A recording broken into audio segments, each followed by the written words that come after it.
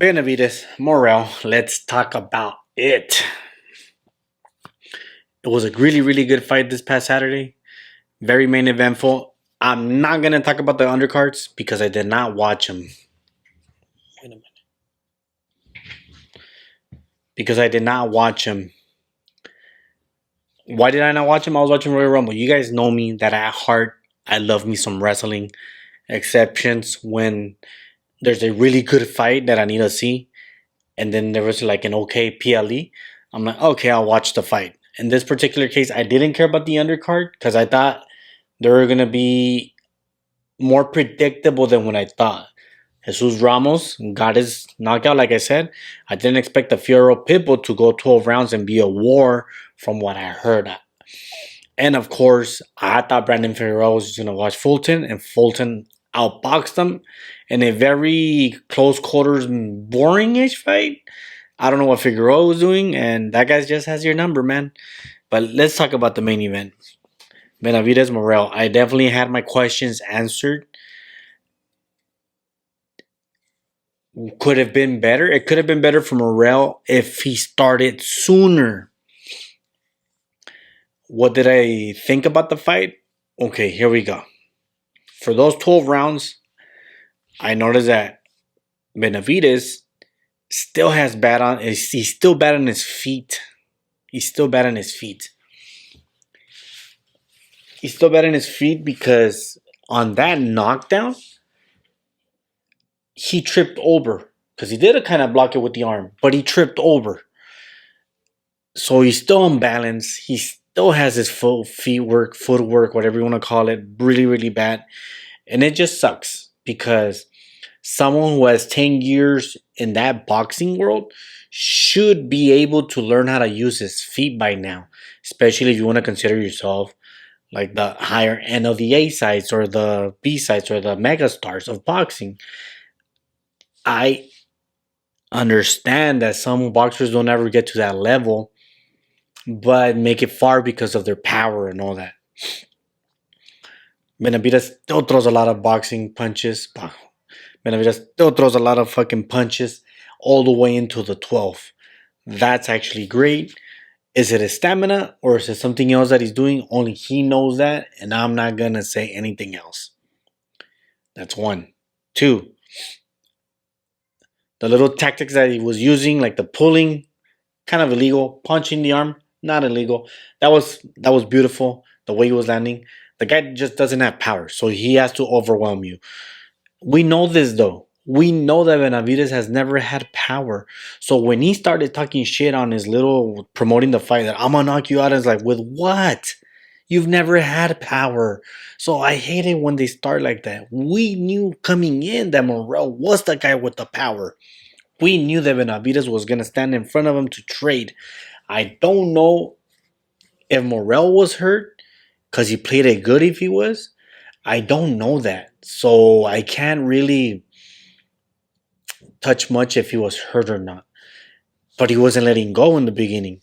He started letting go after the 9th round. After the 10th round, he just kept landing and landing and landing and landing and landing. But it was too late. So I don't know if he was hurt in the beginning and didn't want to let go. He didn't want to let go of those hands. Was he afraid of getting countered? That knockdown that happened, like I said, it was an off-balance knockdown.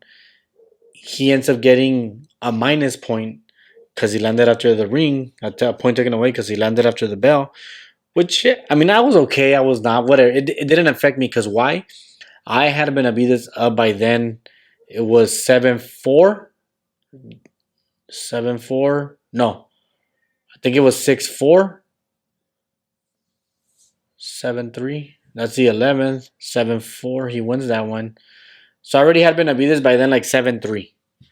And then he wins that round, that 7-4. And I don't remember if I gave the last one to Benavidez or Morel, whatever. The whole point is that I had him 7-5 or 8-4 with the swing round. So that point deducted wasn't going to help him anyways, regardless of the situation. It wasn't going to help him. So one thing I noticed, Benavidez, many things that I noticed, just not one thing. I'm excited to talk about this. On the 3rd round, Benavidez did get rocked. Benavidez went for the hug. Very, very experienced of him to do that. That was really, really good. And Morel didn't know how to take advantage of that. So what is all this shows me? It shows me that Benavidez does have a very quick recovery time when he got rocked. I think it was only like 30 seconds that he was rocked. It showed me that Benavidez still can throw between 30 to 40 punches all the way into the 12th round. It showed me that in the beginning, he can kind of move around with his head and all that. Yes. And it showed me that he can compete at the 175 class if Bivol and Better Beef retire or move up. And then I can see him become a champion there. I don't see him beating Bivol or Better Beef. I see him losing to Bivol by unanimous, but I'm seeing him getting destroyed against Better Beef. Same with Morel. I see him competing really good against them, but losing to them too. Maybe even losing against Kalen Smith because he does have that one punch power. And that's where I wanted to go to Benavidez again. When it comes to that one punch power, we noticed that you did fight a guy that was in the 168 with you who had a lot of power.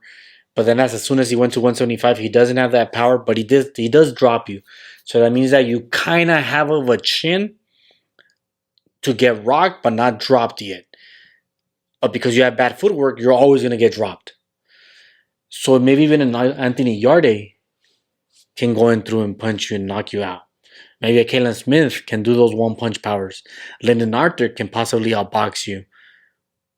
Joe Smith Jr. is not in that division, but he was another solid one that can go at you. Right? Joshua Boatsy can possibly outbox you. Who knows?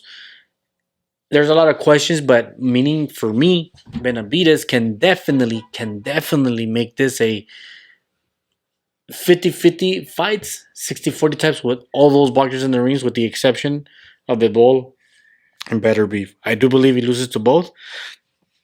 I can give him a possible number 3 or 4, even top 5 ranking on that division, because there's not a lot of people right now that are like the big names in that division. Other than Benavidez, Bitterville, and Bivol.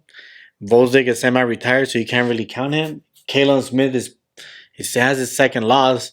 He's another name that you can definitely put in the top 5 as well.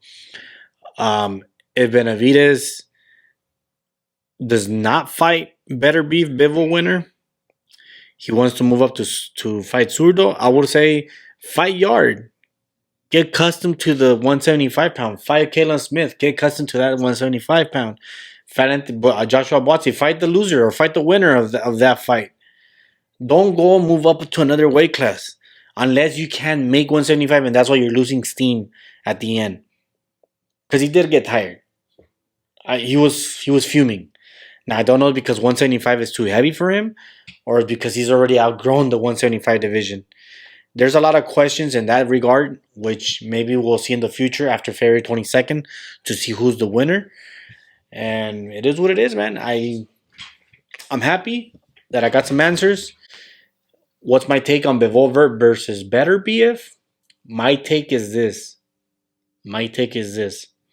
If Better Beef wins, fight him. If it's Bivol, we're probably going to get a trilogy.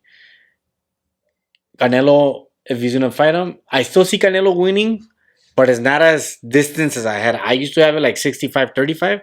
Now I have it 55-45. It's that close. The margin is that close to me. I can't see a life where Benavidez wins a decision. Yes, I can see that. But that's a talk for another day. Right now, it was this. What did we expect? We learned that he can still throw a lot of punches. We learned that he kind of has a chin. And we learned that his recovery is kind of quick. And we still know that his feet suck ass. Fix that. It might be too late for you. So you guys have a good night, good morning, and a good evening.